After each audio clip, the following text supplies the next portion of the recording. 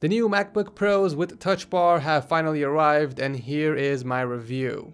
So this is Apple's latest professional laptop, featuring a lighter and thinner design, new connectors, and a brand new Touch Bar. Taking a closer look at the specs, this MacBook Pro is the baseline 15-inch model, starting at $2399 in the US. It has a Retina display with a resolution of 2880 by 1800, giving it a PPI of 220. It also has a 2.6 GHz quad-core processor, 256GB SSD, 16 gigs of DDR3 RAM, and an Intel HD Graphics 530, as well as a dedicated AMD Radeon Pro 450 GPU. Starting off with the design, the new MacBook Pro is smaller and thinner than last year's model, while keeping the same screen size and a slightly longer battery life. The laptop is 0.61 inches thick, 13.75 inches wide, and 9.48 inches deep. It weighs just over 4 pounds, down from the previous model's weight of 4.5 pounds, so not much has changed in terms of weight. It's very easy to carry, which is a must for a laptop. The MacBook Pro comes in two colors. We have silver and space gray. Space gray looks great. It's a nice change from the usual silver color. The design in general is very clean and minimal as expected from Apple, so it's something you definitely wouldn't want to get damaged. Luckily, dbrand skins can protect your device while also giving it a custom look, and I'll be dropping links down below in case you guys want to pick one up for yourselves. The left and right sides of the MacBook Pro house two Thunderbolt 3 ports that use the USB Type-C connector. Apple has removed all other connections such as the HDMI port, SD card slot, and the one exclusive MagSafe connector.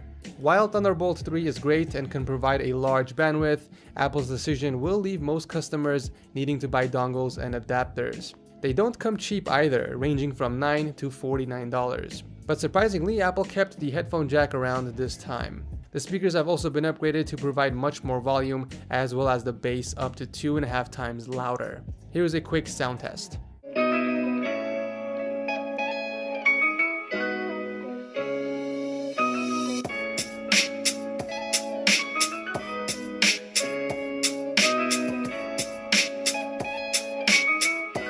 Apple has also made changes to the two most important parts of any laptop, the keyboard and trackpad. The keyboard is now similar to the one on the 12-inch MacBook, made up of larger keys with the new butterfly mechanism. It provides less travel, but typing experience feels better and more accurate than on older models of the MacBook Pro.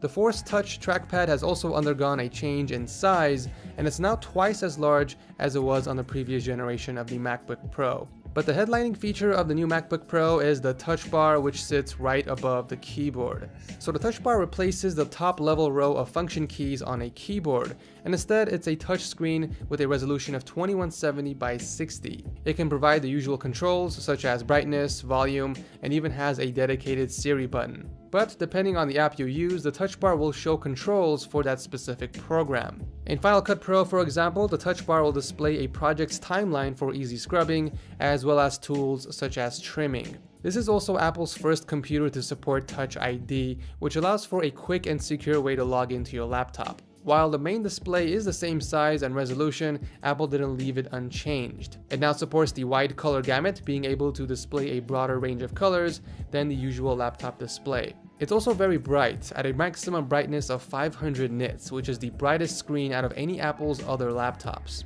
Viewing angles are great as always, and the bezels are slightly thinner as well. Performance on a new MacBook Pro is great. When combining the quad-core processor, 16 gigs of RAM, and ultra-fast SSD, the computer can handle most tasks you throw at it. Editing 4K, for example, is smooth, and the laptop can handle multiple tasks simultaneously without an issue. This can also be attributed to Mac OS, which helps keep the experience running without any hiccups. The 15-inch MacBook Pro with Touch Bar ships with Mac OS Sierra.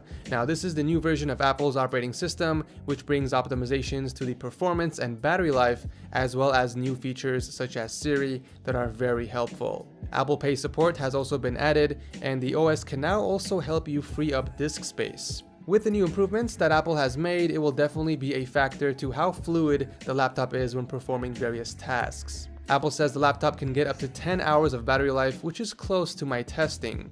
I was able to average around 8 hours while browsing the web, checking some emails, and even writing some documents. This will definitely change depending on what you are using the computer for, but the battery life will still hold up fairly well, even when using more intensive apps. Apple's new MacBook Pro makes for a compelling laptop, but it depends on what you're going to use the laptop for. Filmmakers, photographers, and even producers will appreciate the extra power that comes from the laptop, but it comes at a cost. Starting at $23.99 for the baseline model, these new laptops definitely come with a premium price. For those that don't require as much power, Apple also sells the 13-inch MacBook Pro with Touch Bar, but at a starting price of $17.99.